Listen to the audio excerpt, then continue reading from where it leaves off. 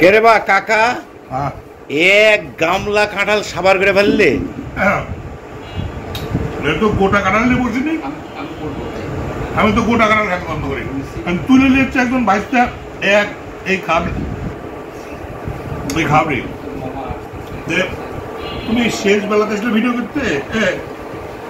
না, আমি তো ব্যাপারটা বুঝতে পারিনি যে তুমি এত বড় এক গামলা ভর্তি কাঁঠাল সাবার করে দিবে এক লোক। তোমায় দেখতে দেখতে নাই হয়ে গেল। বা শোনো, দেশে শান্তি এবং সুশাসন চলছে। আচ্ছা, এর মধ্যে ক্ষুধাও বেশি লাগছে, বুঝলে? আচ্ছা, মানুষ শান্তির থাকলে ক্ষুধা লাগে, বুঝো না?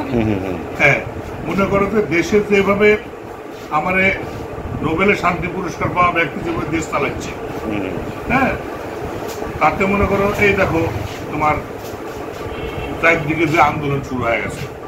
হ্যাঁ, সাল পালে নরম লাঠিতে মারিচ্ছে। না, নরম লাঠিতে মারিচ্ছে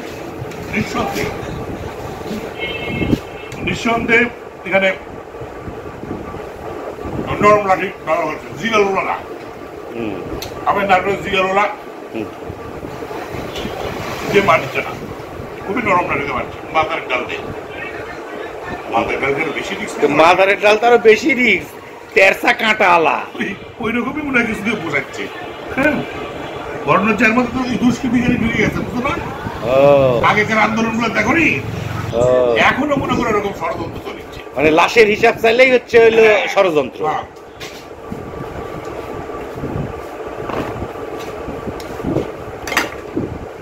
শেষ কতটি খাইলে রে বাসা কাকা? দেখি বাপরে, সর্বনাশ করেছে। ঘটনা হচ্ছে, দুঃখ তো মানুষ কখন কখন বেশি খায়, কষ্টে থাকলে আনন্দে থাকলে সবসময় কিন্তু মানুষ কিছু কিছু বিষয় আছে, যেমন বিড়িটা। মানুষ কখন বিড়ি খায়? আনন্দ লাগলে বিড়ি খায়, দুঃখ পেলে বিড়ি খায়, কষ্ট পেলে বিড়ি খায়, চেকা খেলে বিড়ি, প্রেম করলে বিড়ি খায়, সেলিব্রেট করতে বিড়ি খায়। মানে বিড়ি খাওয়ার কোনো উস্তুত লাগে না। আচ্ছা, যে কোনো সময় যে কোনো অবস্থাতেই বিড়িটাই হচ্ছে প্রধান খাদ্য। এখন আমি মনে করো ওটা তো খাই না, ওটা সাইড দিচ্ছি। এখন মনে করো খাবার দেখলে একটা সেলিব্রেট করতে ইচ্ছে করে, কষ্ট পেলেও খাইতে ইচ্ছে করে, দুঃখ পেলেও খাইতে ইচ্ছে করে, আনন্দ থাকলেও খাইতে ইচ্ছে করে। মানে খাওয়া ছাড়া দুনিয়াতে আমার কিচ্ছু ভালো লাগে না। মানে ভালো লাগার বিষয় হচ্ছে খাওয়া। মানে দুঃখ ভুলার জন্য খাই, আনন্দ থাকলে আনন্দ সেলিব্রেট করার জন্য খাই, কষ্ট থাকলে কষ্ট ভুলার জন্য খাই। মানে খাওয়ার মধ্যে একটা মানে আনন্দ, খাওয়ার মধ্যে একটা প্রশান্তি, মানে খায় সব কিছু দুঃখটা ভোলা যায়।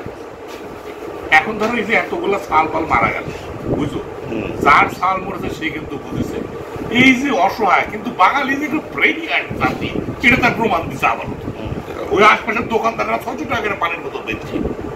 কিরকম ব্যবসায়ী, ওই যে বাঙালি বনেদি ব্যবসায়ী তারা। হ্যাঁ বাবা, জাত ব্যবসায়ী বাঙালি, মানে মৃত লাশ নিয়েও ব্যবসা থামবি না।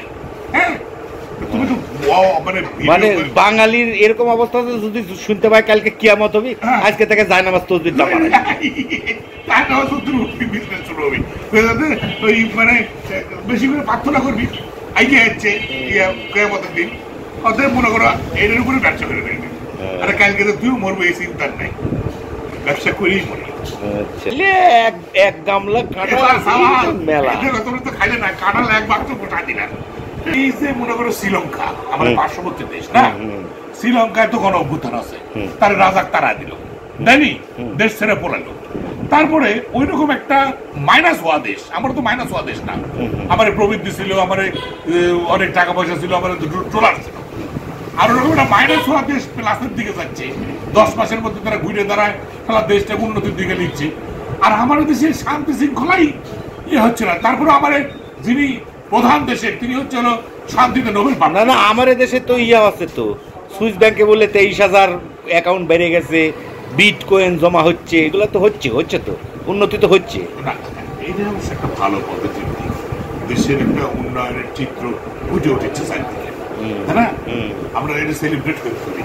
আর একটা তাহলে কাঁঠাল, তাহলে কালকে নিয়ে চলে বা গোটা কাঁঠাল। ও কাকা, তাহলে এই কাঁঠালের বিচিগুলো তোমার পু দিয়ে দেওয়া যাবে? বিচিগুলো তুমি নিয়ে দাও, বা এটা ভালো, হ্যাঁ নিয়ে দাও, ভালো ভাজি হবে কি। হ্যাঁ হ্যাঁ ধুয়ে নিয়ে যাও যাকে, যাকে। বিজিগুলো ধন্যবাদ হ্যাঁ বিজিগুলো ব্যাগটাও নিয়ে যাও আচ্ছা